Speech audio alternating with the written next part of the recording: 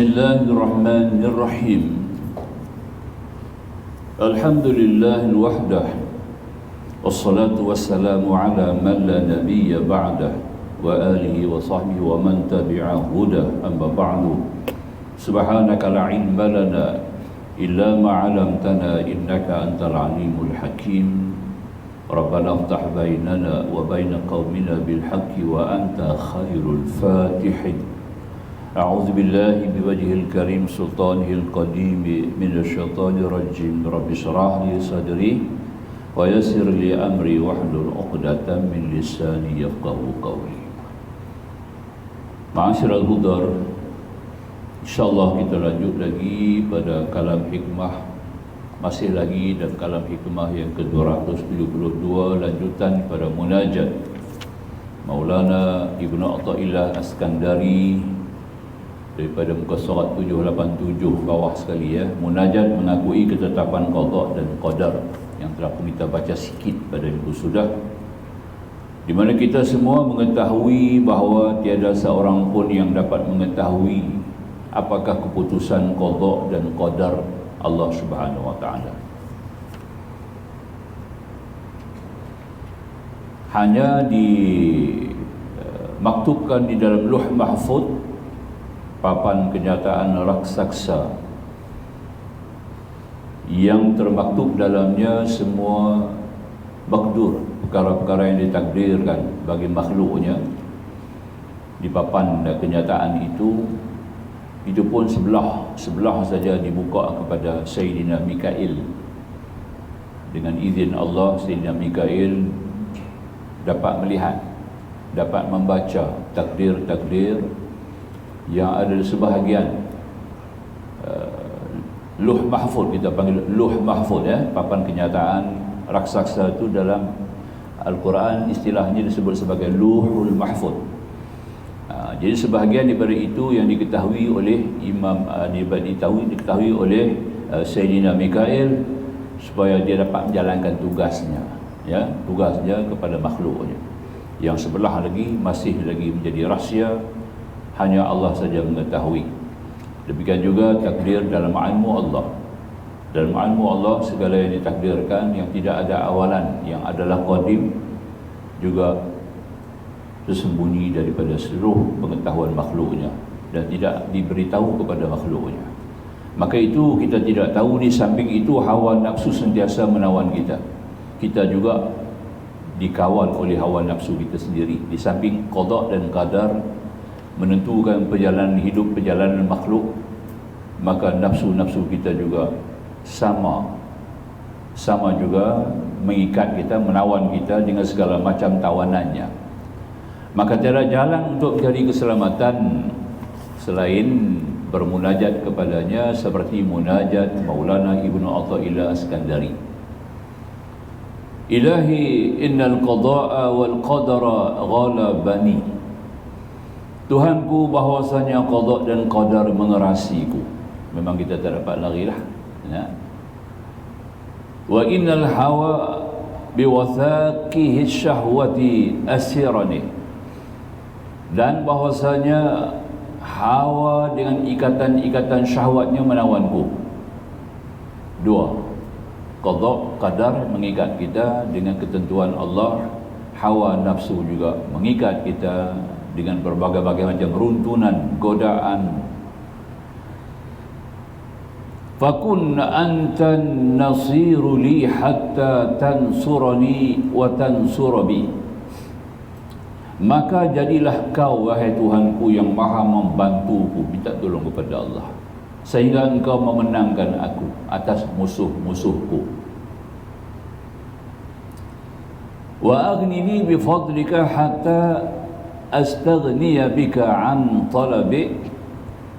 Dan memenangkan orang-orang besertaku atas musuh-musuh mereka. Agak rumit sih kita nak faham kalam ni. Kita lihat dulu satu persatu huraian daripada musannif. Pengertian kalam hikmah ini sebagai berikut. Pertama kita jumpa kalimah qada. Bahawa yang dimaksud dengan qada qadar ya, qada qadar Mengikut Imam Abu Hasan Asy'ari, qada dan qadar itu berbeza. Kalau dia kata Imam Abu Hasan Asy'ari yang menyusun 13 sifat, qadar adalah asas, qada adalah bangunan. Itu kita nak faham. Ya, qadar asas, qada bangunan. Jadi bangunan ikut asas. Itu pada pandangan yang diterima daripada Imam Abu Hasan Asy'ari. Mengikut Imam Abu Mansur Al-Maturidi itu balik pula. Dia kata qada tu asas, qadar tu bangunan. Itu aja beza. Antara dua tu ada beza, ya. Jadi masanya kedua-duanya faham, boleh dipakai, diterima. Di sini kita ambil qada saja. Mengikut ulama sufi, ya, pengertian daripada ulama sufi, kehendak Allah beserta ta'alluq kehendak itu terhadap makhluk-makhluknya. Apa yang dikehendaki oleh Allah berlaku kepada makhluknya itu adalah qada secara mengikut perspektif tasawuf, ya. Sedangkan qadar pula adalah ijadullahi ijadullahi al-asya'a ala qadarin ma'lumin wa miqdarin mu'ayyin. Penciptaan Allah Subhanahu wa taala akan segala sesuatu menurut qadar yang maklum dan ilmu Allah dan ukuran yang ditentukan daripada kehendak Allah Subhanahu wa taala. Itu antara dua perkara yang kita wajib beriman dan memahami apakah maksud yang dikehendaki dengan qada dan juga qadar. Seperti saya terangkan tadi, mudah untuk kita faham. Kalau qada, qadar artinya asas, qada artinya bangunan, ya. Begitu. Kalau kita kata qada, qadar itu seumpama pelan, ya. Jadi asas qada itu adalah pelaksanaan wujudnya, ya. Ain kepada pelan itu sendiri, bangunan atau apa-apa yang dimaksudkan. Adapun hawa, kita jumpa perkataan hawa, hawa nafsu. Hawa ni adalah bahasa Arab satu unsur rohani yang ada dengan kita, satu anasir rohani yang ada dalam diri manusia dan juga jin. Dua tu aja, malaikat tak ada.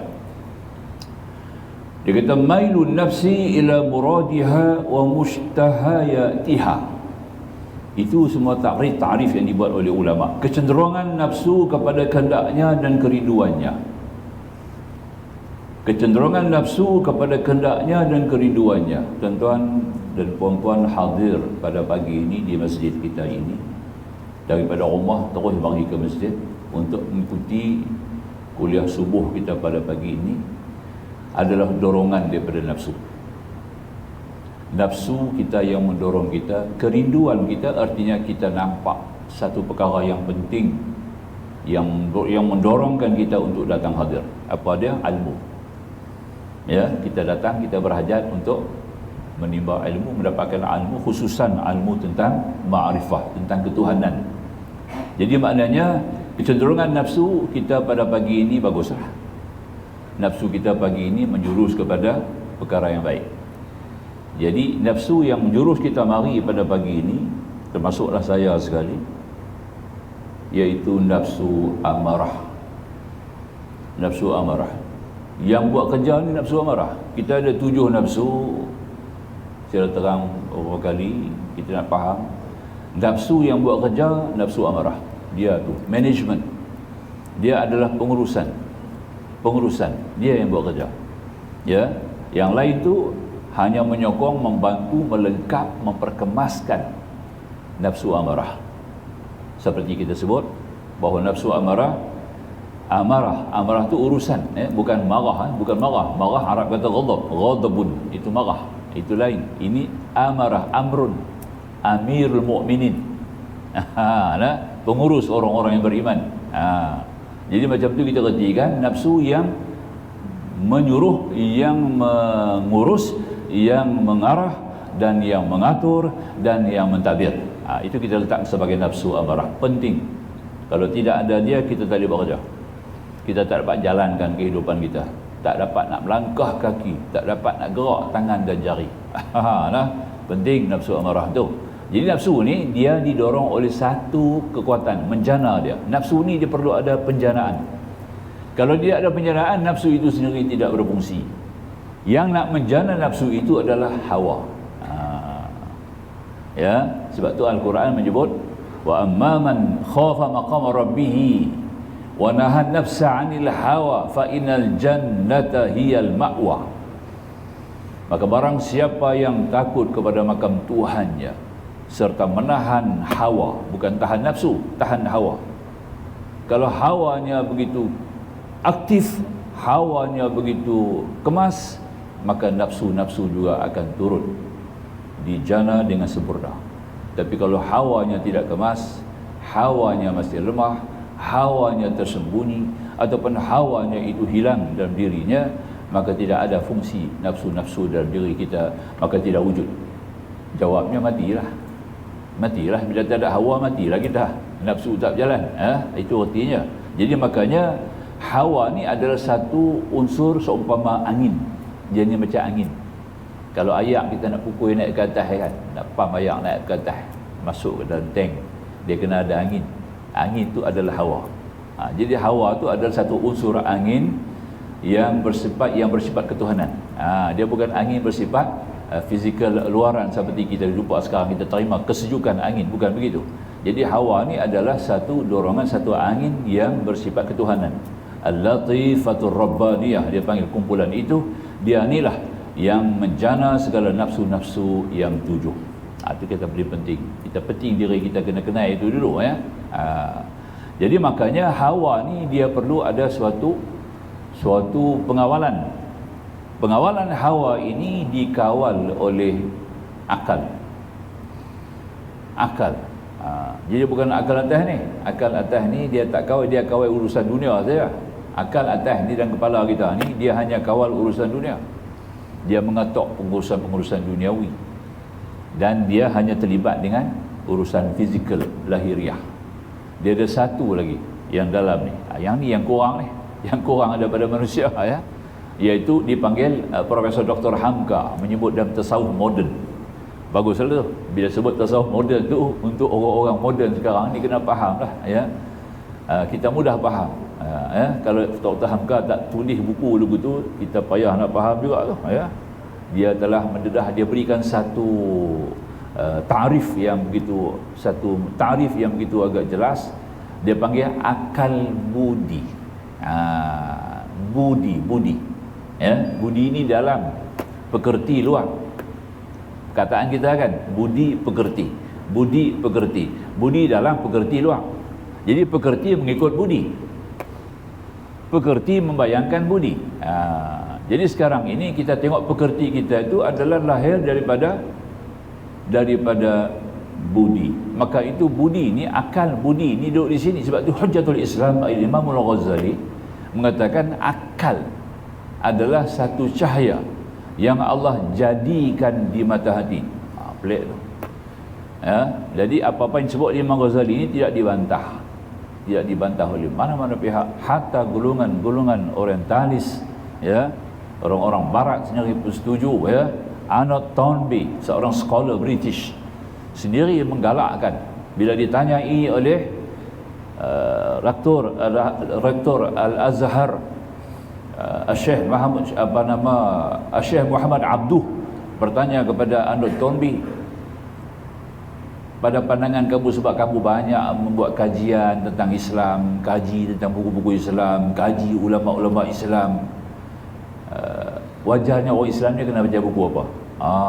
Dan banyak-banyak buku yang kamu tengok tu, kamu kaji kitab-kitab ulama-ulama dia, buku apa yang patut orang Islam baca? Ini tanya Syekh Muhammad Abduh kepada Arnold Toynbee, scholar British, ketika pertemuan mereka di seminar Islam antarabangsa di Paris ya. Maka itu Arnold Toynbee kata Ihya Ulumuddin, The Confession of Ghazali ya. Maknanya baca buku tu, orang Islam kena baca Ihya Ulumuddin. Dalam Ihya Ulumuddin lah ada sebut ni bahawa akal itu, kata Imam Ghazali, adalah cahaya yang Allah jadikan di mata hati. Ini lain. Yang di kepala ni kita panggil akal fikir ya. Akal fikir dia ada 4 ni, 4 sini 1 sini, jadi 5 lah. 4 dalam ni 1 sini. Yang ni untuk urusan pentadbiran luaran. Selagi kamu ada di dunia, kamu guna akal. Inilah dengan kenakan akal itulah kita dapat menguasai berbagai-bagai ilmu secara begitu meluas. Ya, tetapi dalam ni tidak. Dalam Al-Quran Allah istilahkan akal budi itu sebagai albab. Orang yang punya akal budi ulul albab. Nampak? Faham ya? Nampak ya? Sebab itu Allah menyebut dalam Quran, inna fi khalqis samawati wal ardi wa ikhtilafi laili wan nahari la ayatin li ulil albab. Tengok Tuhan sebut. Ya, dalam perjadian langit dan bumi, dan malam dan siang, tanda-tanda kewujudan kebesaran Allah Taala bagi golongan yang dapat memahami siapa? Ulul albab. Jadi kita nak kalau ulul albab ni segar, bugar, sentiasa boleh membantu kita, boleh menjelaskan kedudukan hakikat diri kita dan serta boleh merasai kewujudan Allah, kita kena buat 3 perkara. Pertama, kita kena rajin sembahyang sunat, istimewa sembahyang malam. Itu kena buat. Kedua, kita harus tinggalkan benda-benda makruh haram. Dah tentulah, tak payah abang lah ya. Dah tinggal tak buat benda haram, tak payah cakap dah perkara ni ya. Benda-benda makruh ni bukan makan saja. Pada segi ilmu tasawuf ni, dia masuk dalam perkara lain. Akhlak perangai kita tu kita kena ubah. Perkara makruh tu kita kena tinggal. Ni saya bawa sini satu kitab yang ditulis oleh ulama. Kitab ni tulis dalam 600 tahun dulu kitab ni. Tak ada kitab Melayu, dia kitab Arab ya. Tapi kita dapat satu kiai daripada Madura hadiah kat saya lah ya. Alhamdulillah dapat kita manfaatkan sedikit. Saya baca sikit di sini ya. Mungkin tuan-tuan boleh tengok perkara makruh ni kita kena tinggal. Ini nombor 2 ya. Saya cuba terjemahkan seberapa boleh untuk kita faham sedikit ya. Bismillahirrahmanirrahim. Wa qala al-faqih rahimahullah ta'ala yakrahu al-kalamu fi 5 mawadi'a awwalaha khalf al-janazati wa thaniya 'inda qira'ati al-Quran. Apa dia kata? Mengikut faqih Ali Samarkandi, seorang ulama besar, dia kata dibenci kita bercakap-cakap makruh lah. Tidak disukai kita bercakap-cakap di 5 tempat. 5 tempat tak dia bercakap. Nampak? Pelik sikit lah. Bukan cerita makan bawang ni ya. Pertama dia kata tadi ini awaluha khalfal janazah. Pertama, jangan duduk cakap di belakang jenazah. Masa kita duduk bawa jenazah tu jangan sembang. Nampak tak ya? Jangan sembang ya. Itu kesan yang pertama ya. Wa thaniya 'inda qira'atil Quran. Yang kedua, ketika membaca Quran jangan sembang. Orang duk pasang Quran kadang-kadang di rumah kenduri kan. Kita duk sembang kata-kata. Tak boleh tu kan. Tuan rumah jangan pasang Quran dah. Dia pasang Quran ya, menzahirkan bunyi Quran di corong-corong hon, kita di kenduri duduk sembang. Ini adalah perkara yang sangat buruk. Makruh ni dia kata boleh menjejaskan jiwa. Kita punya ma'rifah tidak akan cerah. Itu yang kedua. Yang ketiga, wasalis 'indal khutbati. Yang ketiga, ketika khutbah Jumaat sahih. Nampak tak? Khutbah dia kena terang sebab khutbah itu wajib. Maka terus diperingat. Maka tu adalah Bilal-Bilal sebelum sembahyang Jumaat akan berpesan. Ya, Nabi tak buat begitu. Sahabat Nabi pun tak ada pesan begitu. Ya, sebab daripada faham kita akhir zaman ni, manusia ni tak faham ya khutbah tu apa benda. Jadi makanya kenalah didedahkan. Bukan bid'ah khabithah, bid'ah hasanah, bid'ah yang baik. Untuk kepentingan jemaah jangan sembang. Tambah sikit lagi, jangan main telefon. Tambah lagi satu ya. Wa man wassal hasa faqad lagha, Nabi kata. Barang siapa main tikar, main anak batu, lawa di meja Jumaat. Nampak? Main phone samalah. Dia tak kata phone dia lagi lah, kita tambahlah ya. Wa man masal hasa wal jawal, saya tambah sikit lah, tu bukan hadis tau. Barang siapa main anak batu, main telefon. Nah, faqad lagha, maka lagha di hari Jumaat. Boleh tak? Itu bukan hadis lah, tapi saya tambah. Ya. Hadis takat dua hasa, ya. Saya tambah jawal. Jawal tu telefon lah, handset. Faham ya? Jadi makanya kita kena ambil faham. Itu yang ketiga. Kemudian yang keempat, warabi' fil khala'il wal khamisu fil halil jima'. Yang kelima dia kata tadi ini, iaitu yang kelima di saat berhubung dia suami isteri. Hubung suami isteri jangan duduk sembang. Suami isteri itu jangan sembang. Mesti dalam keadaan yang betul-betul rapi, tertib. Ya. Wa yukrahu an-nadharu fi khamsati mawadi'a fi as-salati yamina wa shimalan wa fi abwab an-nas wa ila 'arati an-nas fi al-hamam wa ghayrihi wa ila man fawqahu fi amri ad-dunya 'ala wajhi ar-raghbati wa ila man dunahu fi amri ad-din. Ini kata ulama besar. Dan dibenci pula kita melihat pada 5 tempat. Tadi cakap 5 tempat. Yang ni pula tengok 5 tempat. 5 tempat jangan tengok. Boleh tak? Nah. Yang pertama dia kata tadi ini fi salati, pada sembahyang. Tengok tempat sujud dia. Kalau tak mau tengok tempat sujud, pasti ada kot kapet tu, ada warna-warni, kita nak kacau khusyuk, pejam mata. Kata Imam Ghazali boleh pejam. Kalau kita celik mata tak boleh khusyuk, kita tak boleh hadir, kita pejam. Kita apa? Kalau sengaja pejam makruh. Nampak tak? Ya, tak ada sebab. Yang kedua, kemudian yang pertama jangan tengok kiri kanan. Mana-mana kawan lalu dia kata macam sa'lab ni macam musang. Nabi tak bagi tengok ya. Itu satu. Kemudian dia kata ya, wa fi abwabin nas. Tengok dah pintu-pintu rumah orang. Duduk di luar, duduk perhati ikut dalam. Kita berdiri depan pintu. Sekarang kita ada pintu tak apalah. Orang Melayu dulu mana ada pintu, pakai tirai. Itu dulu tak ada daun pintu, pakai tirai. Daripada zaman Nabi sampailah orang Melayu kita dulu-dulu ni, kira-kira 60 tahun dulu lah, kita kata 60-70 tahun dulu.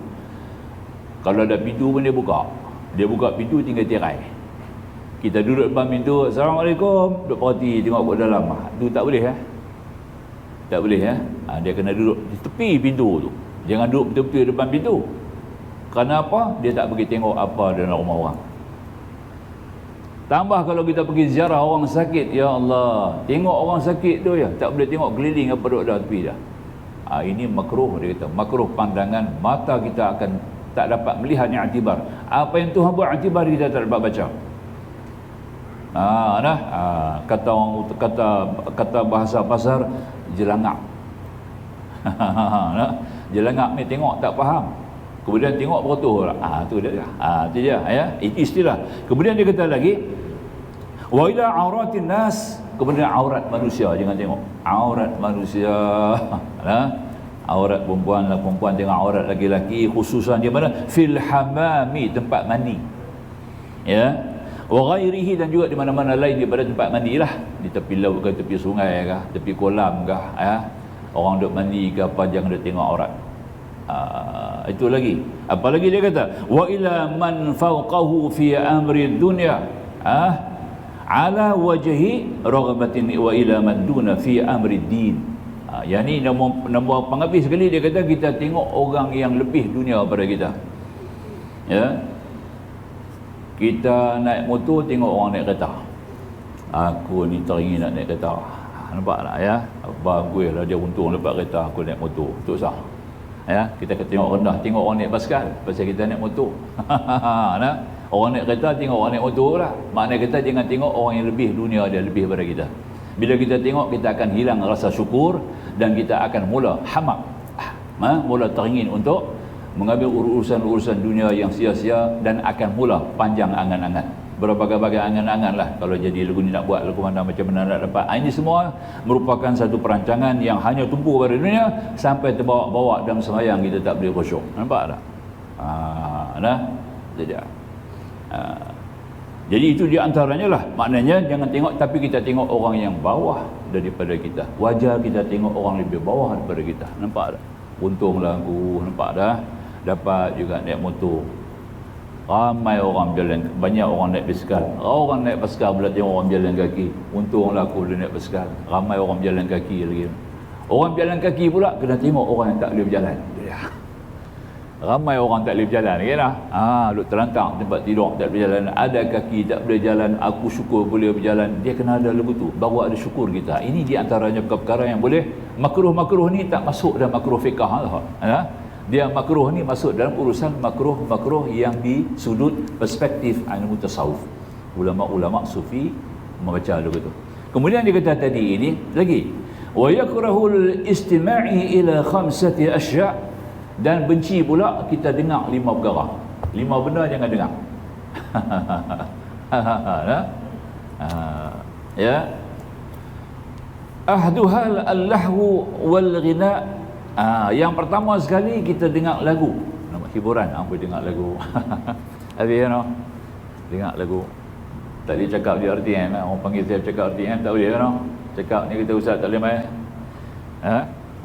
Tapi tak masalah, nak kena habaq lagu tu lah. Jadi maknanya pertama sekali jangan dengar lagu. Lagu apa jangan dengar. Nasyid lagi tak boleh. Imam Syafi'i tak bagi nasyid. Tok Kenali dulu dia nak pergi kenduri. Anak murid dia panggil. Tok Kenali, orang panggil pergi kenduri. Anak murid kanan dia buat kenduri, dia pun pergilah. Dia sampai agak ujung sikit dia dengar dia perlu nasyid. Nasyid yang tak ada muzik tu lah. Nasyid tak ada muzik. Dia kata apa kawan ni punya tak reti dia kata kak yang ikut dia lah, anak murid ikut dia kata apa kawan ni tak reti. Ya, duk bawa segala kata bunyi kata-kata ni semua dia kata duduk di rumah kenduri dia kata. Jom kita patah balik tak pergi kenduri. Tu dia. Tu baru nasyid. Nasyid yang tak ada muzik tu. Nasyid dulu kan macam kita sekarang kan, ya. Lapis-lapis nasyid. Kita hari ni 12 inci punya speaker dia buat tepi telinga kan. Allah. Gedebang nak telan tak boleh. Tak ni dia naik macam-macam balik beri. Nampak? Di rumah, dalam kereta, mana-mana majlis kena ada muzik. Ya, ini faham. Apatah lagi hari ni orang guna nasyid selawat pula buat muzik. Belah Indonesia tentang orkestra tu backing orkestra, yang main orkestra alat-alat semua bukan orang Islam, yang non muslim, ya. Dia ambil surah Ali Imran, ayat dia inna fi khalqis samawati wal ardi waqtilafi laili. Ayat tu yang saya baca tadi tu, rangkap ayat tu dia ambil verse tu, dia buat lagu. Sedaplah lagu. Tadi memang lagu pahir. Dia pada terpengaruh dengan faham Syiah yang buat kerja ni. Ni Syiah ni di Iran memang perkara ini biasa. Jadi terbawa-bawa sampai ke Indonesia, sebab Indonesia pun banyak Syiah dah masuk sekarang. Maka itu muzik-muzik depa di backing oleh orkestra. Ya, saya simpan tu ada kat saya tu. Ada orang tak bagi saya simpan. Ustaz tengok macam mana apa komen. Nak komen apa memang benar tu tak boleh. Ya kan? Tapi oleh nak Al-Quran tu, dia baca Al-Quran tu, dia buat satu bentuk unsur, satu taranum yang begitu istimewa khusus untuk persembahan yang di backing oleh orkestra. Masya-Allah. Nauzubillah. Itu kita nak kena jaga sekarang, ya. Akhir-akhir zaman Nabi kata semua perkara akan diyanyikan. Wa yastaruna bihi samanan qalila. Jangan kamu jual ayat-ayat Allah dengan harga yang murah. Inilah murah. Inilah murah dia. Faham ya? Ya'udzubillah min zalik. Itu kita ambil perkara-perkara. Kemudian wazalis ilal kalamil batil. Yang kedua, maknanya kamu lihat, kamu dengar perkara-perkara yang batil. Ucapan-ucapan yang batil wal fuduli. Begitu juga yang mana yang berlebih-lebihan, kadang-kadang terlebih, cakap yang lebih-lebih. Apa yang lebih ni? Lawak.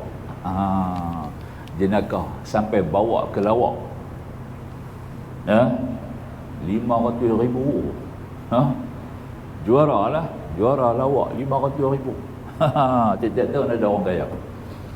Dah ada program ni, nampak tak? Na'udzubillah min zalik. Kita mohon perlindungan, jangan duk tengoklah tuan-tuan.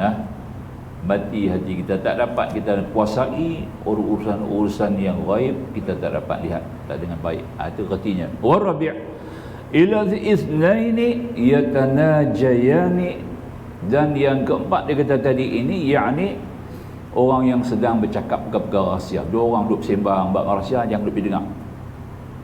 Dia bercakap sama-sama mereka, biar mereka lah. So saya kata apalah nah. Kita jangan duduk dengar apa dia kata. Cuba-cuba nak dengar, mencuri-curi dengar, jangan. Itu nombor 4. Dan akhir sekali, wal khamis ila abwabin nas. Jangan dengar dekat-dekat pintu rumah orang. Pergi duduk dekat rumah orang, pergi dengar apa dia bercakap dalam rumah.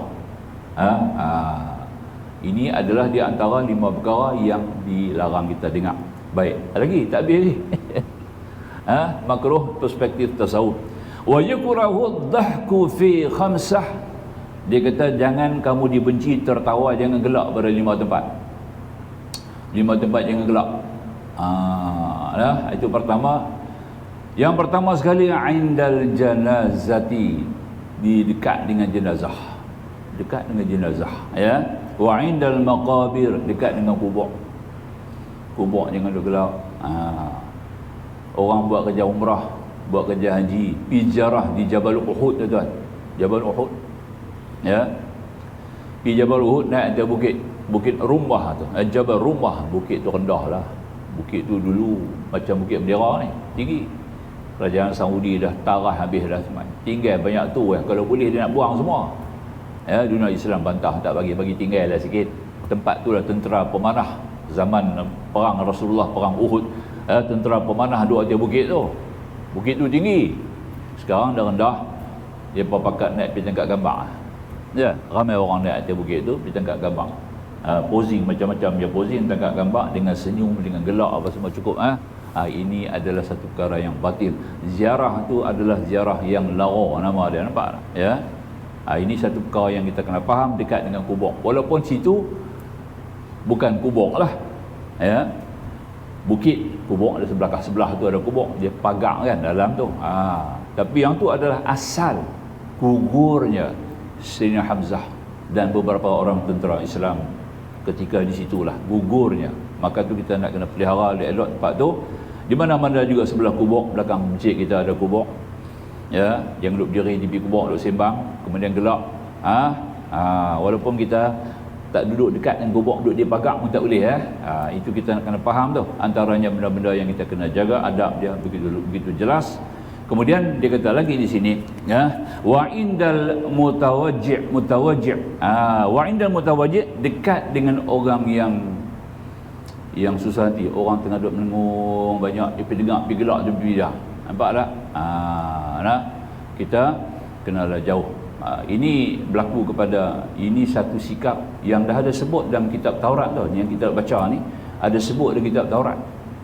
Sebab itu Leonardo da Vinci, kita tahu kan, seorang pelukis, seorang mathematician, seorang ahli falak, seorang ahli perubatan yang masyhur, dan juga seorang ahli seni khat. Nampak tak? Dia tengok Mona Lisa. Mona Lisa ni dua orang pak menekan. Mak pak mati dah, penghabis pak menekan dia pun mati. Bila pak menekan dia mati, dia punya sedih tak boleh, sebab dia sayang pak menekan tu lebih lagi. Yang belak ni sejak dia kecil dua orang pak menekan dia. Jadi pak menekan belak dia, maka dia punya punya duka cita. Tiap-tiap kali Leonardo da Vinci tengok muka dia sedih, aku nak buat macam mana bagi dia boleh senyum. Nak? Dia pun tumpang tunjuk sedih. Bila jumpa Mona Lisa, dia akan sedih. Dia tunjuk muka dia sedih juga. Jangan susah hati. Ini semua kerja Tuhan. Semua orang akan mati. Hang pun nanti mati juga. Nampak? Aku pun tak lama nak mati. Aku tua lah. Nampak? Macam mana nak buat? Satu hari dia kata kat Mona Lisa, aku nak lukis rupa hang, boleh tak? Mona Lisa tak mau. Hang duduk serap lagu ni sudah. Aku lukis hang duduk serap-serap je. Hang tak tengok muka aku pun tak apa. Dia lukis lah. Dia lukis. Dia bagi senyum sikit gambar tu. Asal Mona Lisa tak senyum, tapi dia lukis bagi senyum. Nampak senyum. Dah siap, dia tunjuk Mona Lisa gambar tu, baru dia senyum. Nampak? Dia tengok gambar, dia senyum. Nampak tak? Nak bagi orang senang hati, nak buka pintu hati orang supaya orang jadi dapat sedikit hiburan. Ini sunat, ya. Sunat, tuan-tuan, kita boleh bagi satu orang tu senyum bila dia sedih. Besok senyum tu mai dalam kubur tu, ada hadis Nabi. Riwayat Sunan daripada Sunan Abi Daud ada sebut. Dia kata bila kita buat satu orang tu sedih boleh senyum, Orang tu sedih, kita buat boleh jadi senyum. Senyum tu akan datang jumpa kita dalam kubur gitu. Nampak? Dia datang satu rupa yang elok, teman kita dalam kubur, kita tanya, hang siapa? Hang lah yang buat aku jadi senyum. Sekarang ni aku hadir depan kamu untuk menenangkan kamu dan menghiburkan kamu dalam kubur. Sebab kamu kesunyian. Itu dia, nampak tak? Ini kita nak kena faham tu. Jadi makanya yang dikata oleh musannif, ya, dan laginya dikata oleh musannif, penghabis dia kata,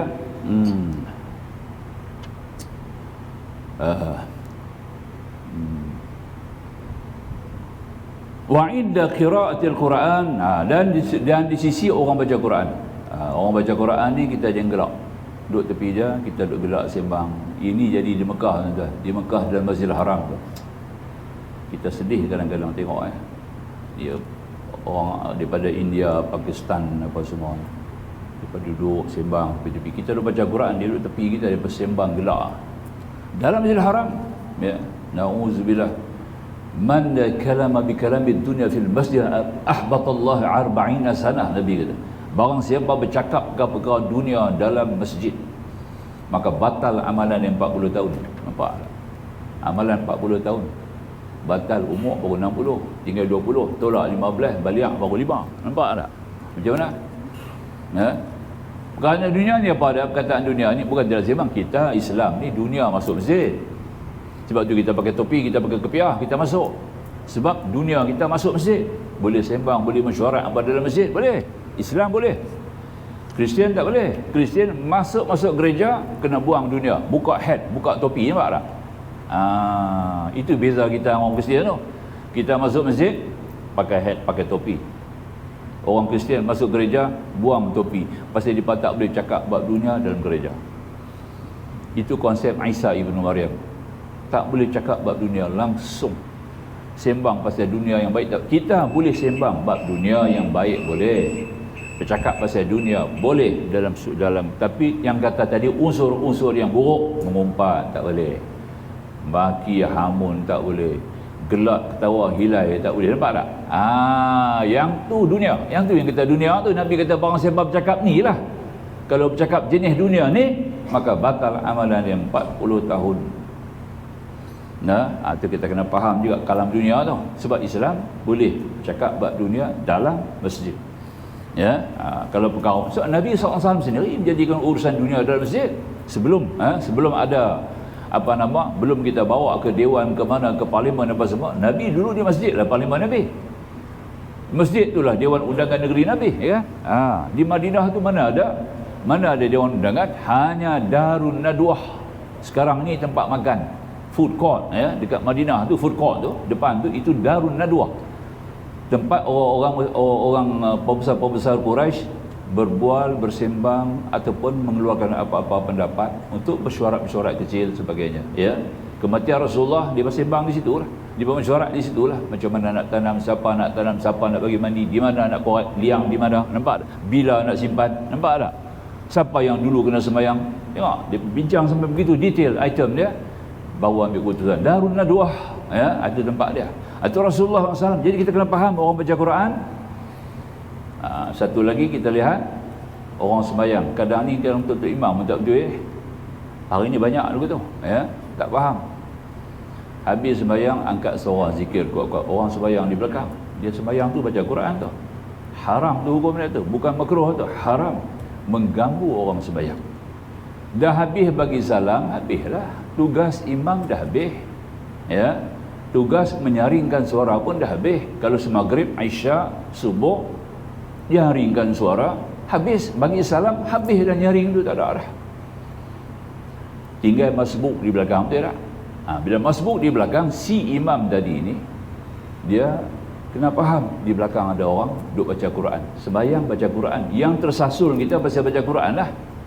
Bila imam angkat suara, ni speaker pula keliling, dia angkat suara sama naik lagu dia sembahyang dalam sembahyang tadi, ya, subhanallah subhanallah subhanallah, ya, ganggu orang sembahyang di belakang tu. Saya pernah jadi lagu tu, duduk di belakang sembahyang, kita masbuk, dia punya angkat suara di belakang, kita tersasul, kita sendiri tersasul baca Quran. Nampak? Pertanyaan awak lah kawan ni tak faham, hukum dia haram tuan-tuan, ya.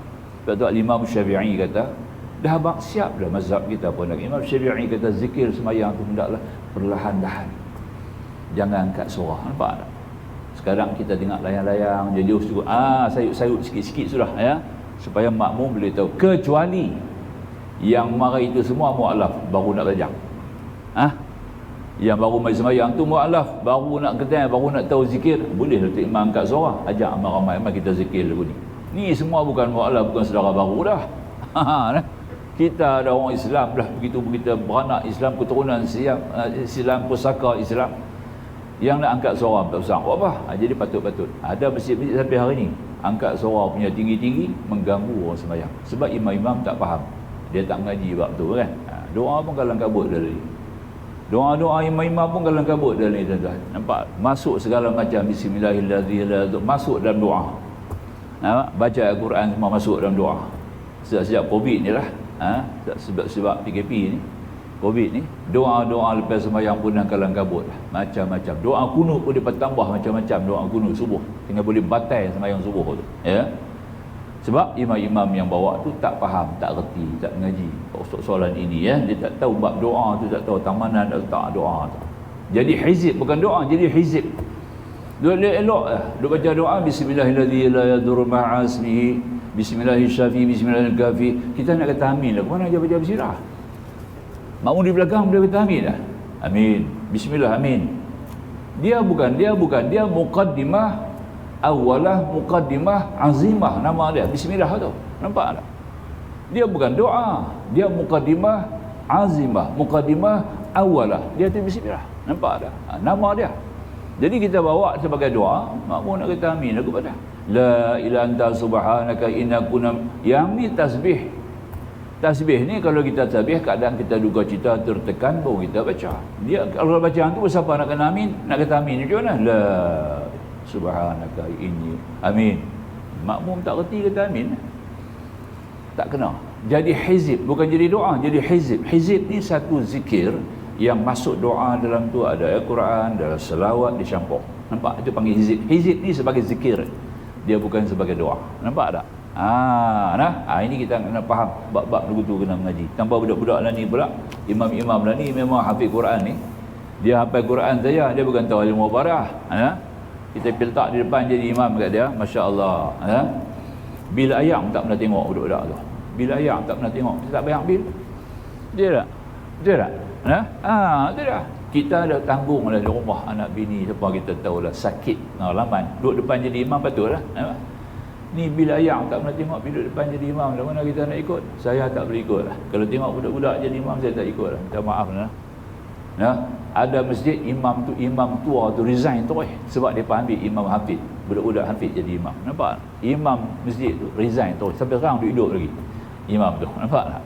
Kita tak boleh ni saya jadi makmum, saya kena jadi makmum dia. Nampak tak? Ya. Dia patah anu, dia cuma hafal Quran. Syarat imam ni bukan mesti kena hafal Quran. Syarat imam boleh baca Fatihah betul. Itu dah, nampak tak? Fatihah tu boleh baca betul. Boleh jadi imam. Bukan soal lafaz. Itu dah. Dia boleh bawa surah apa dan sembahyang cukup memadai. Yang penting dia adalah qari. Qari ni maknanya orang yang faham kuasa ilmu fiqh, luas ilmu dia.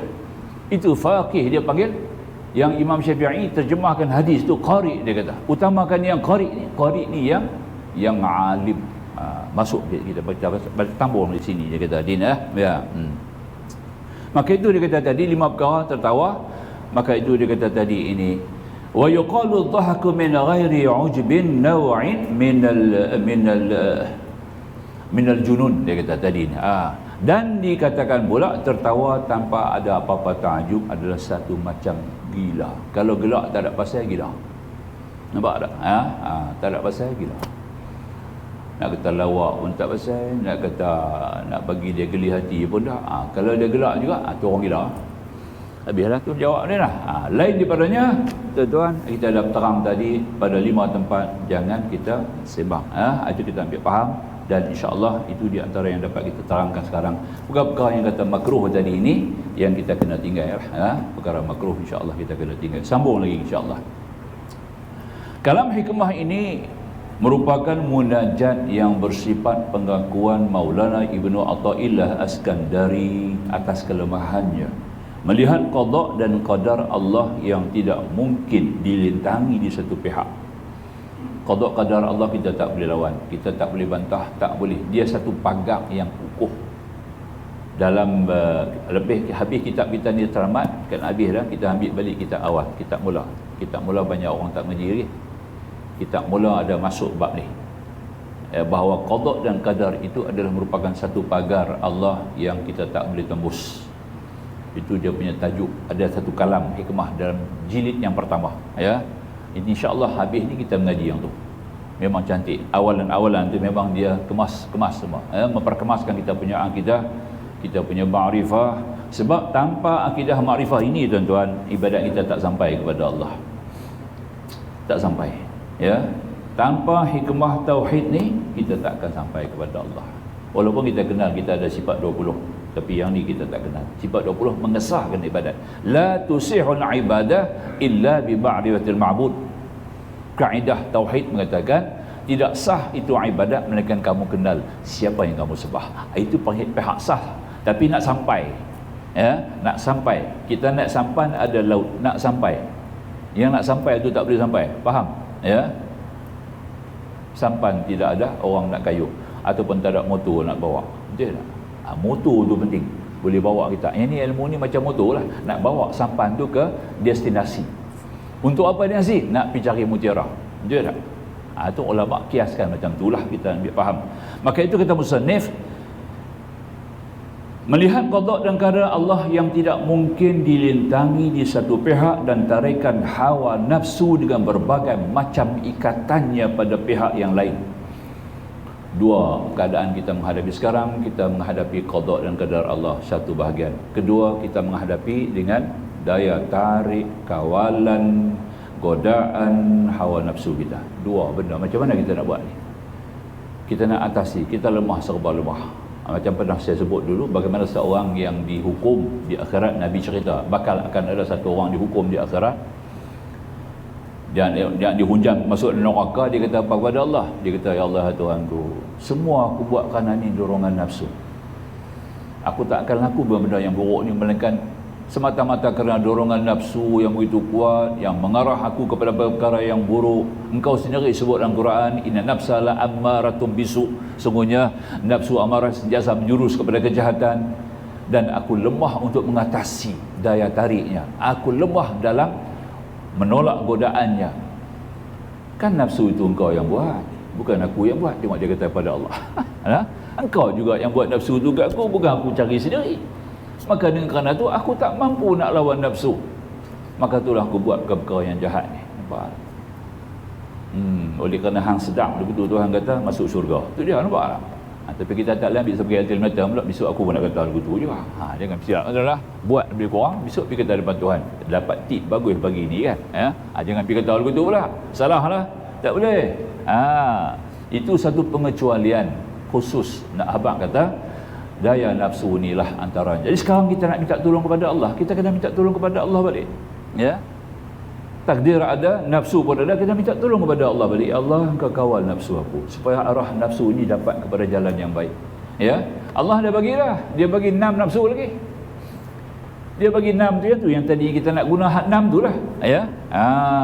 Nak guna 6 tadi tu, yang pertama saya dah sebut tadi dah. Antaranya kita kena tinggal benda-benda yang makruh secara perspektif tasawuf, bukan makruh makan minum, ya. Makruh makan minum tentulah kita kena tinggal, ya. Benda-benda makan minum ni, kalau makruh kita makan petai, jeruk, jerin, budu, tempoyak, apa semua ni, belacan, semua yang kita makan ni, tuan-tuan, termasuk seafood yang kita makan tu, semuanya itu benda-benda makruh tu, dia hanya beri mudarat kepada kesihatan lahiriah. Kedua, dia menghilangkan sifat ghirah, cemburu. Kita makan benda-benda makruh ni, tuan-tuan, dia boleh menghilangkan sifat cemburu. Cemburu di sini bukan cemburu suami isteri, dah. Cemburu agama. Cemburu agama ni apa dia? Orang hina agama kita, kita tak ada rasa apa. Nampak? Orang hina Nabi kita boleh renyah gelak lagi. Ya. Tak ada, tidak ada satu rasa marah dalam jiwa kita nak ambil balas, ya. Itu dia panggil dalam bahasa Arab, dia panggil ghirah. Saya pernah anjurkan tuan-tuan beli satu buku, nipih ya buku tu, yang ditulis Dr. Hamka tulis. Pergi di kedai buku, kedai-kedai kitab, tengok nama dia Ghirah, Ghirah, Hamka tulis. Tuan-tuan baca buku tu, ghalib, bahasa dia cantik, dia bawa cerita-cerita dalam tu cukup menarik. Satu hari tuan-tuan boleh habis baca buku tu. Very interesting. Dia punya bahasa pun cantik, orang pun jangga, ulama pun jangga dia ni sepasai kan, ya. Bahasa-bahasa dia pula, dia bawa bahasa yang kita boleh kuasai dengan baik. Tuan-tuan baca buku tu. Ghirah, baca tengok buku tu baru tahu pasal apa manusia Islam ni sudah hilang ghirah, ya. Orang hina kita tak ada heran sebab makan benda-benda yang makruh. Sebab dalam mazhab Hanafi, makruh ni tahrim dia panggil. Tahrim ni benda yang berat kepada haram. Nampak tak? Sekali-sekala makan tak, kerak-kerak makan jadi haram. Udang, ketam, ini semua dia kata tadi ni adalah masuk perkara-perkara. Sebab tu Hanafi tak makan kedam utang. Dia menjaga si kandang udang dia jual, tapi dia tak makan. Dia makan kacang apa? Kacang dal ya. Lah. Tengok dia menjaga. Maka tu banyak wali-wali Allah di sebelah India ni. Orang Pakistan, India ni banyak wali-wali Allah. Maulana dia banyak, ya. Ikutan. Sebab dia tak makan benda-benda makruh. Tapi yang ni orang mamak dulu, mamak sekarang dia makan habis. Nampak tak, ya? Belacan boleh makan. Nah, di Mekah Hambali, serupa ayat Hambali tak makan benda makruh, ya. Tapi hari ni ada satu kedai restoran di Syariq Sitin. Syariq Sitin ni jalan 60. Kalau kita pergi Mekah nak pergi shopping, pergi Syariq Sitin. Kita kat Drebah, Syariq Sitin. 60, jalan 60 nama dia. Itu semua shopping dalam tu. Dalam perjalanan lebih kurang dalam, singkat panjang lebih kurang dalam 3 km. 3 km tu semua shopping saja. Oh, dah. Tu dia. Ya. Ada satu kedai makan, nama dia Daman Huri. Lah pun ada lagi. Sebab pekerja dia salah seorang tu sampai sekarang ada kontak saya. Nampak tak? Daman Huri nama kedai tu, milik orang Indon. Dia jual makanan-makanan banyak seafood lah. Orang Indonesia banyak juga.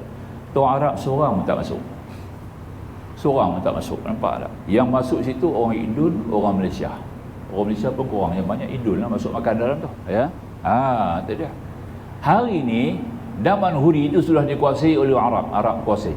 Dia halau tu owner tu balik Indonesia. Aku bayar kat sekian-sekian banyak, balik. Aku nak ambil alih kedai ni. Nampak tak? Sebab orang-orang Arab dah mula masuk kedai. Orang-orang Arab dah mula makan tom yam, dah mula makan belacan, dah mula makan udang ketap. Nampak tak? Dah. Jadi dia puasa, dia monopoli habis satu kedai, maka dia halau toki Arab tu balik. Inilah keadaan orang Saudi ni, satu sikit kelemahan mereka. Kalau yang mana kedai-kedai dah agak maju, dia ambil kat mereka, tuan tu dia halau balik. Nampak tak? Dia bayar sekian-sekian pampasan kat dia, balik Indonesia, kedai ni kan ambil. Sekarang Daman Huri tu jadi kedai Arab lah, tapi di seafood, semua makanan seafood. Pekerja-pekerja dia ambil pekerja Indonesia lah, sebab nak layan makanan, nak masak kena Indonesia juga. Orang Arab tak kerja masak tom yam. Nampak tak? Itu cerita dia. Ini beri erti bahawasanya hari ni punya Arab pun tak macam dulu dah. Dia pakat makan habis sama macam kita juga naik. Jadi makanya hilang sifat ghirah, belah depa pun dah hilang ghirah lah. Belah depa pun dah hilang ghirah, naik konsert apa semua boleh naik dah. Faham ya? Ini satu di antara kelemahan yang kita dapat lihat, memang berlaku dalam keadaan kenyataan sekarang, tak dapat kita nafikan. Baik. Jadi makanya kata musannif, sungguhnya pun demikian Allah tetap begitu pemurah untuk tidak menolak pengakuan uzur hambanya yang mengakui hal keadaan di atas. Dia juga tidak akan menyia-nyiakan maksud suci hambanya yang telah mengakui dosa dan kesalahan. Jadi kita kena minta tolong Allah. Minta tolong macam mana tuan-tuan? Ada 6 lagi nafsu kita yang tuan-tuan kena jaga. Saya ulang balik, saya suka mengulang, dan kita bawa sedikit dia punya anjuran macam mana kita nak guna. Sekarang yang boleh memberikan suatu pengurusan yang baik, the best management, nampak, daripada nafsu kita sendiri. Bantuan yang pertama daripada nafsu, lawamah. Nombor 2, ya. La uqsimu yaumil qiyamah wala uqsimu bin nafsil lawamah. Al-Quran sebut dalam surah Qiyamah, ada bab ni, ya, ayat kedua. Tuhan sebut lawamah. Lawamah ni nafsu yang menyesal. Kita kena ada misal, pepatah Melayu berkata, sesal dahulu pendapatan. sesal kemudian tidak berguna. Betul tak?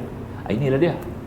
Maknanya apa-apa perkara, kita ambil hadis sendiri. Rasulullah kata, apa yang kamu hadapi sekarang, urusan sekarang, pekerjaan sekarang, tuntutan hukum sekarang, amalan sekarang, selesaikan. Jangan tangguh. Boleh tak?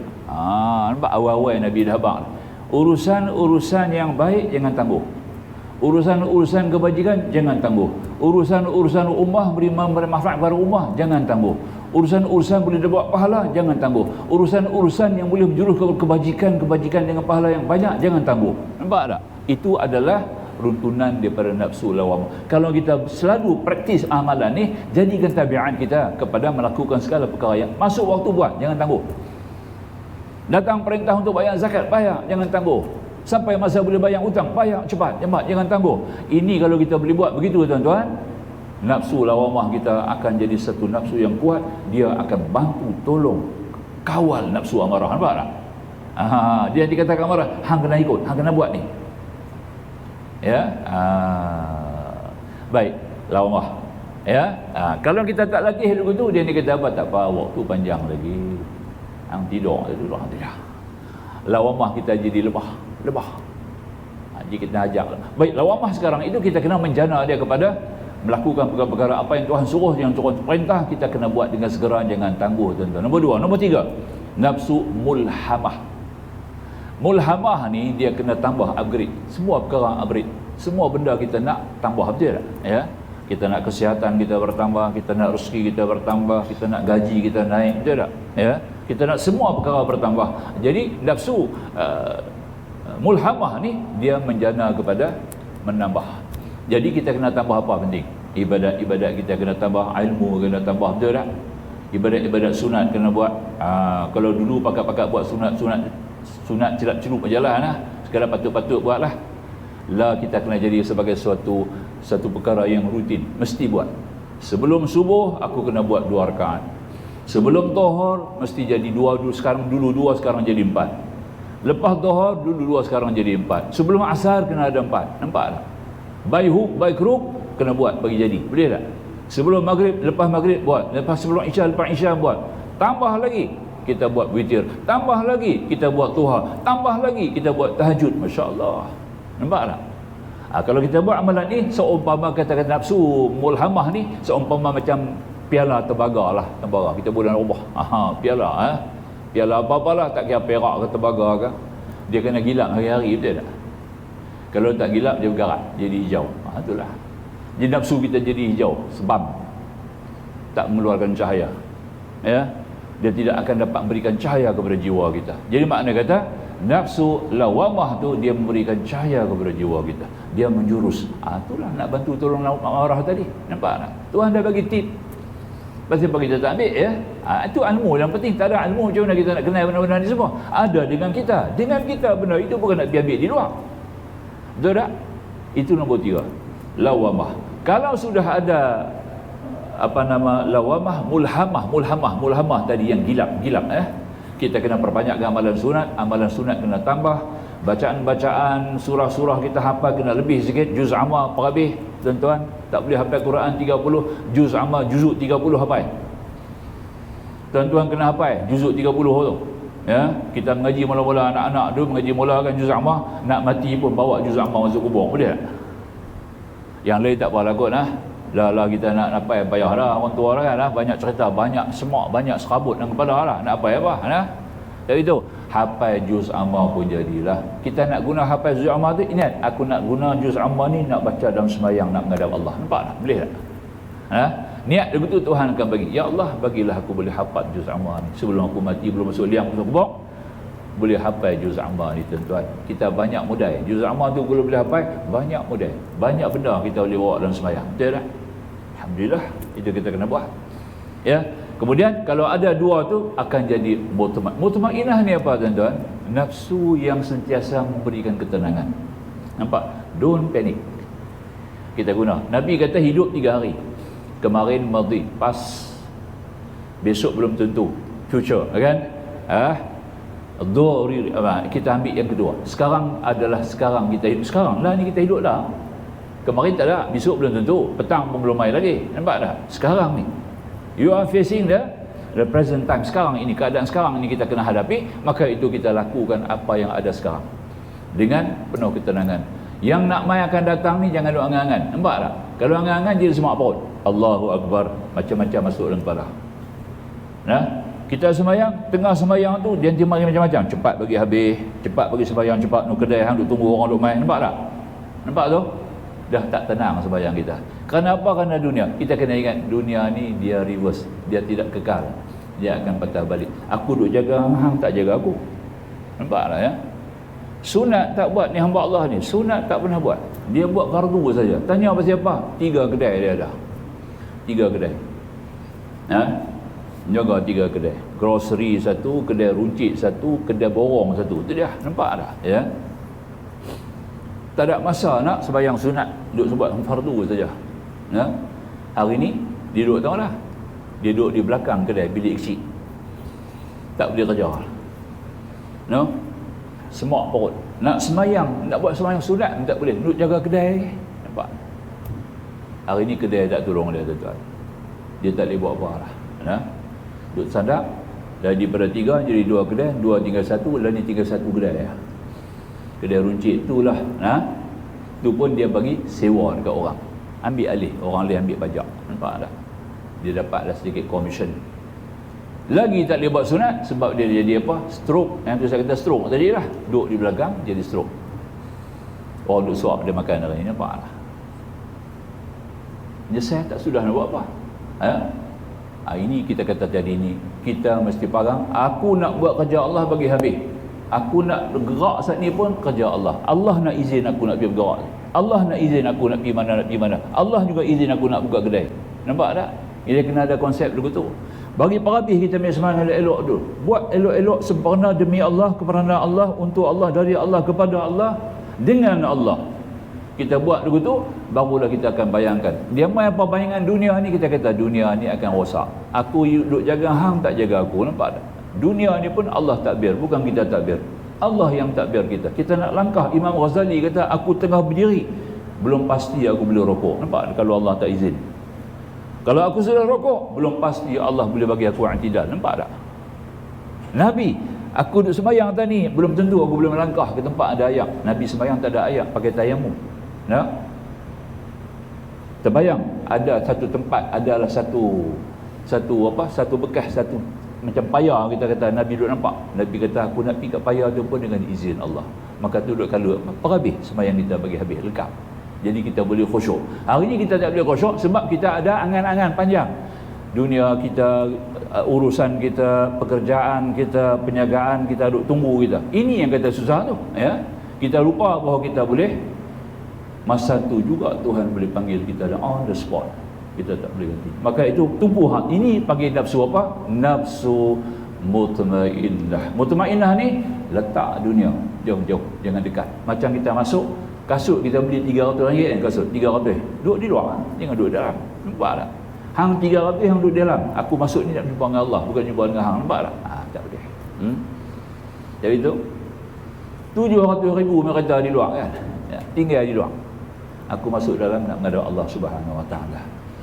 Itu benda faham saja, ya? Faham? Boleh? Kena ada lagu tu. Jangan duk memang habislah kereta aku dia cakap lah pacaran.